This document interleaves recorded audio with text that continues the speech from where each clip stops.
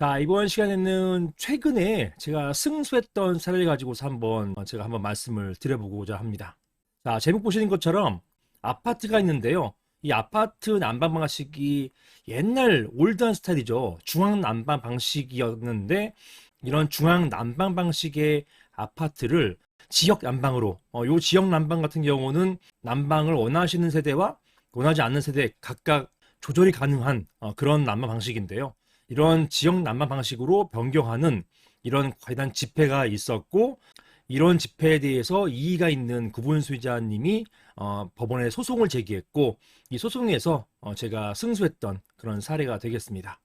결론적으로 이런 난방 방식 변경의 집회는 유효했다. 이게 결론입니다. 자, 지금 화면에서 보고 계시는 이 아파트, 여기는 이 사건에 해당되는 아파트는 아니에요. 서울 근교에 있는 아파트 단지 그 사진을 제가 가지고 온 것뿐이고, 당해 아파트는 대전에 있는 총 17개 동짜리 아파트 단지였습니다. 이런 아파트 단지에서 이런 난방 방식 변경에 대한 일단 집회가 있었고, 이런 집회 결의가 하자가 있느냐, 이게 문제가 되었지만 하자가 없다라는 결론이 최근에 내려진 것이었습니다. 자, 관련해서 한번 사실관계부터 한번 살펴보시겠습니다. 자, 사실관계 보시는 것처럼 대전 아파트 A 아파트입니다. 대전 A 아파트는 총 17개 동으로 이루어진 중앙 난방 방식의 아파트 단지입니다. 이 아파트 입주자 대표 회의는 보시는 것처럼 난방비 절감과 이러이러한 아파트 가치 상승을 위해서 보니까 혜택도 많이 받더라고요. 국가가 지원하는 혜택도 많이 있고, 그래서 이런 아파트 가치 상승을 위해서 종전에 중앙 난방 방식을 지역 난방 방식으로 변경하기로 하는 아파트 구분 소유자 또는 입주자들의 의사를 다 모으게 되었습니다. 자, 이해를 돕기 위해서 이게 제가 소송에서 이제 사용했던 그런 어떤 슬라이드거든요. 보시는 것처럼 이게 이제 중앙 난방 방식이에요. 이게 도시가스가 있고, 도시가스가 전달되면 이 아파트에서 이 큰 보일러가 있더라고요. 이 보일러에서 이걸 데워서 각 세대에다가 이제 난방, 급탕 이걸 공급하는 것입니다. 사용하든 사용하지 않든 이렇게 공급하는 것인데, 이런 중앙 난방 같은 경우는 보시는 것처럼 전체 사용량에 대해서 사용량이 많고 적음 상관없이 세대별로 동일한 액수 이 비용을 내야 돼요. 내가 사용했든 안 했든 똑같습니다. 아파트 기기실에서 일정 온도 설정을 그냥 일괄적으로 하기 때문에 세대별로 온도 조절을 할 수가 없는 거예요. 미지근한 물이 데워졌으면 그냥 미지근한 물을 쓰는 겁니다. 뜨거운 물 데워졌으면 그냥 뜨거운 물 쓰는 것이고요.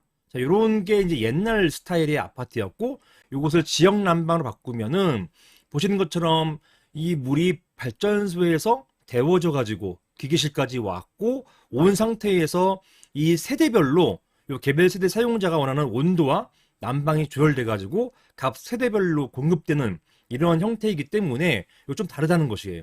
원하는 온도에 따라 가지고, 그리고 또 쓰는 사람과 쓰지 않는 사람의 차별을 둘 수 있는 그런 이점이 있다는 겁니다.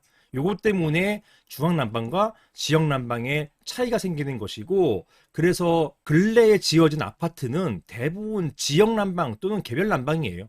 그래서 이런 형식이기 때문에 이렇게 바꾸면은 좋은 거 아니냐, 이렇게 해서 구분 소유자님들은 아파트 가치가 올라가기 때문에 찬성하는 것이고, 입주자분들께서는 관리비가 절감되기 때문에, 이 난방비가 절감되기 때문에 이것 때문에 많은 분들이 동의하셨던 것입니다. 여기에서 이제 약간 좀 반대하시는 분들은 요거 설치하는 비용이 만만치 않으니까 이것 때문에 부담이 될 것이 우려돼 가지고 문제 삼았던 그런 부분이 있습니다. 자, 아무튼 돌아와서 이렇게 아파트 난방 방식을 변경하기 위해서는 관할행정청에서 이런 대수선 허가를 받아가지고, 이건 보통 행위 허가라고 하거든요. 이런 대수선 허가를 받아가지고 이거 공사하면 되느냐?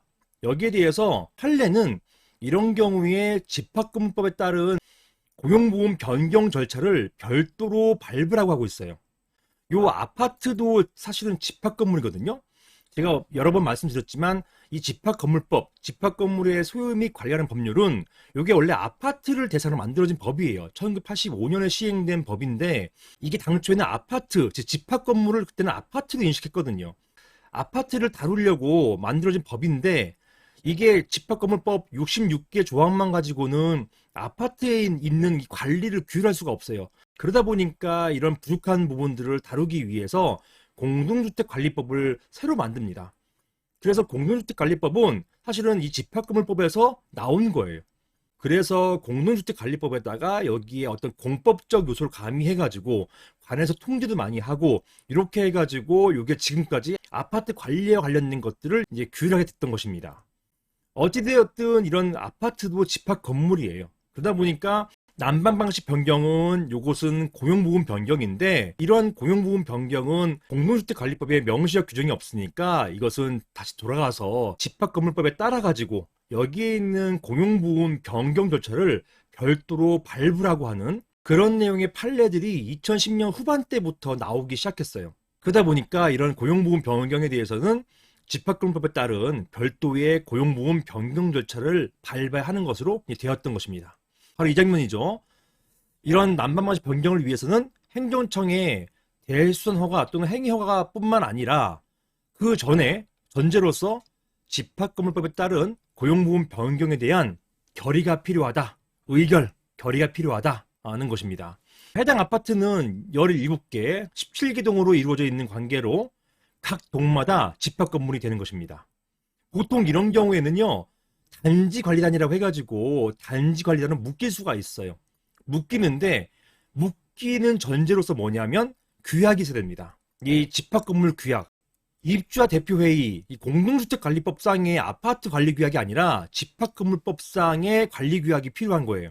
이 관리규약에 17개 동을 단지로 묶는다라고 하는 단지관리단 규약 규정이 들어가 있어야 되는데 해당 아파트는 그런 게 없었어요. 그러니까 단지관리단 적용 규정이 없었던 것입니다.